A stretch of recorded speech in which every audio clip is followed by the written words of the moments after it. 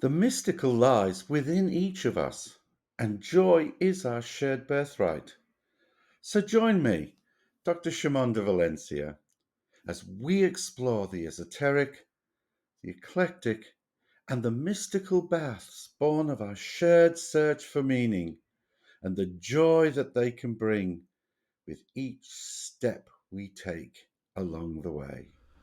The concept of soul loss and the spiritual practice of soul retrieval is something that has gained growing attention. And yes, people have strong disagreements about whether we do or do not have a soul, whether we have no soul but we have a stream of consciousness, or that the soul is a never-ending, changing construct of light and energy, or that it's some eternal angel covered in the mud and detritus of existence. And this really doesn't affect what we're looking at.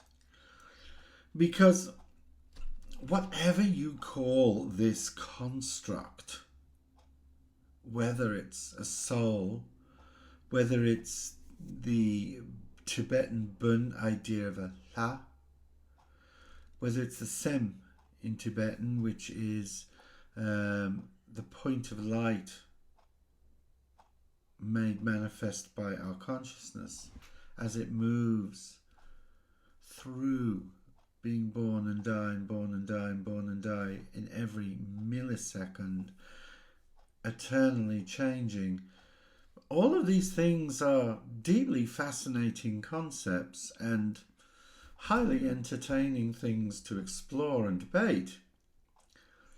But in truth, they can become of themselves a cause of soul loss if one gets sidetracked and too caught up in the minutiae of the meaning of words. As a great philosopher observed, all problems in philosophy are essentially problems in language. So, my personal advice, for all it counts, would be simply don't sweat the small stuff. Don't get caught up. Yes, whether there is a soul, an essence, a point of light constantly adapting, whether blah, blah, blah, blah, blah. The central idea behind soul retrieval is one of regaining connection. Not always with the world around us, but that can be a major part of it. But in so doing, we gain reconnection with ourselves. Blennock Johnson defines soul loss as a type of fragmentation that can occur because of trauma. Psychologically, it can be explained as disassociation. But at its core, it's a way we learn to survive traumatic events. And this is not to be belittled. But if at some point we come to a stage where we notice the signs of soul loss, depression, lack of energy, lack of motivation, a certain colorlessness in our world. It's grey and drab. The light just does not seem so bright anymore. That the eternal, joyful, blissful dance of being is not one that you engage with, then this is a type of soul loss. And any attempt to repair that soul loss, of course, does not negate the need for counselling or psychiatric therapy, should you need it, or spiritual counselling, should you need it. but that at all times these should bring you back to yourself. Now, the ways in which we retrieve our soul are at their essence, at their core, ways by which we reconnect with ourselves. One technique can be the spiritual journey through the use of dreaming, through the use of drumming, through the use of repetitive sounds or music that leads you into a journey into yourself,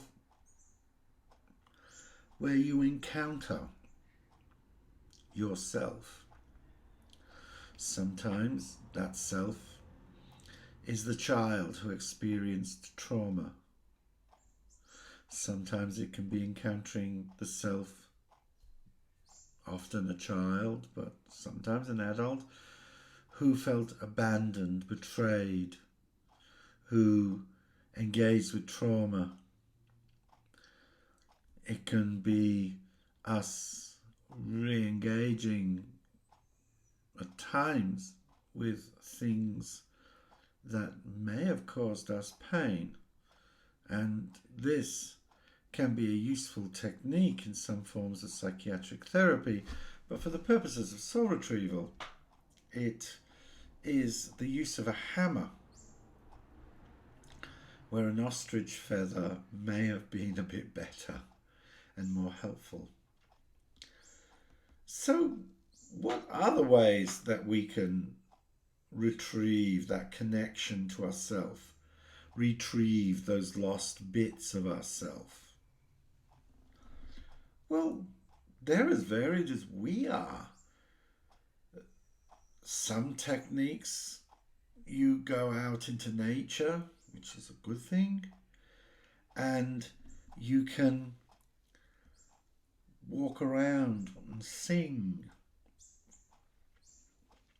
and in the singing find that song from which your power is born, that connects you to yourself. We can undergo visualization techniques where we walk through pathways, whether they're down into caves or into the depths of a forest, or merely walking down a street till something grabs us, grabs our attention, and we embrace it. This can be as obvious as hugging a tree, as it can be walking barefoot in the wet grass and feeling the pure joy of being and reconnecting with that joy. It can be learning to paint, learning to make macrame from which you can weave March magic. It can be playing an instrument. It can be sitting and watching the light play across the water on the river or the sea and taking delight in the moment.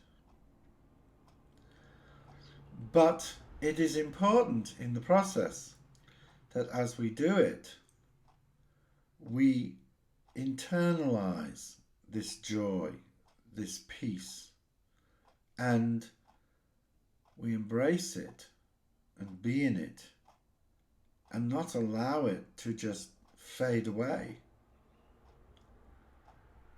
Some techniques amongst tantric practitioners, drawing from the Tibetan Bön tradition, which has a very, very strong connection to the concept of what we would call shamanism, but older forms of spirituality, involve meditations whereby we invoke the elements and their colours with the letters and the sounds that go with them, and we visualize them and bring them into being, and then we draw them into ourselves, and In the Bon tradition, this involves 5 colors. These are the 5 lights which form the rainbow body. A truly fascinating concept. But it is born from the light that we feed within ourselves. And by drawing this light and this energy and these sounds and these feelings into ourselves, we reinforce our being. We, to borrow the words from one of my favorite science fiction programs, we reinforce our shields so that we can bolster the integrity of our own being. So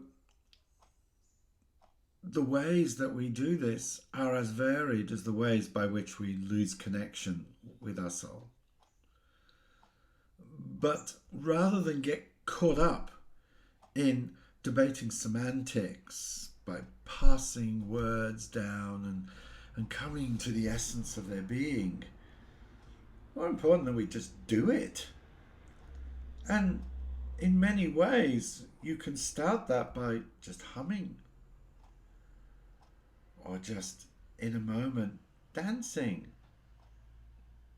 It might be as simple as getting on a swing in a playground and just swinging, the way we did when we were children. And from that, we rebuild the connection to innocent joy, that connection to our core, that connection to that part of our being, of our soul. And in so doing, we begin to heal ourselves. And in the next video that I will download, we will explore one of these techniques, which is healing through the 5 elements. But there are many, many, many different techniques. All involve just finding that joy in being, finding the bliss of the dance of life, of removing ourselves from the claustrophobia of our own minds and coming out of the darkness of our own self-created prisons into the light. For those familiar with Egyptian literature, what we call the Egyptian Book of the Dead is not what it was called. It was called the Per Emru, the book of coming forth into the light. The Bardo Chemno, the funeral text, for want of a better word, of Tibet, is not about death, but about embracing and entering the light and becoming the light. What is that light? It's us. It's the brightness of our own being. When you see someone who is joyful, they shine brighter. Oh, your brightness gave me joy this day. These are all terms that hint back at the powerful and both ancient and modern technique of soul retrieval. And at its most basic level, it does not require initiation, it does not require creating mandalas, it doesn't involve reciting secret words and gestures and invoking chthonic deities. No, it's simple. It's so simple that people don't do it. It's simply finding what Joseph Campbell used to call finding our bliss. Finding what makes us feel truly alive. Sometimes for me that can involve sitting out in nature and just listening to it and looking at the light on the river,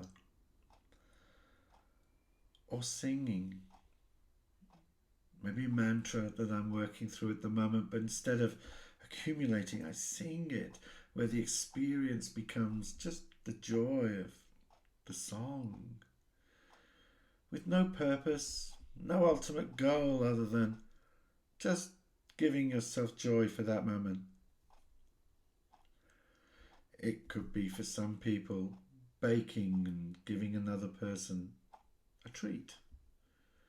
This is a very powerful technique if joy has been taken from you, to give joy to others, but not to do so pathologically and compulsively, but to do so rejoicing in the moment, in the sheer bliss of another person's joy.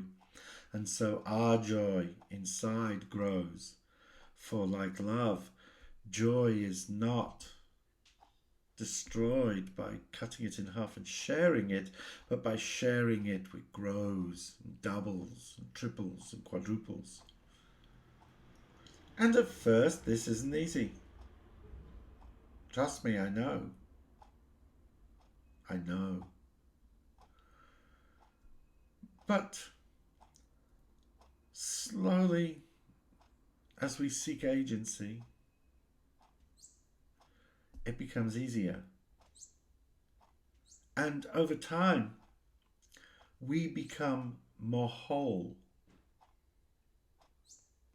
How often do we go on journeys to discover ourselves, to find the thing that we were looking for was always there?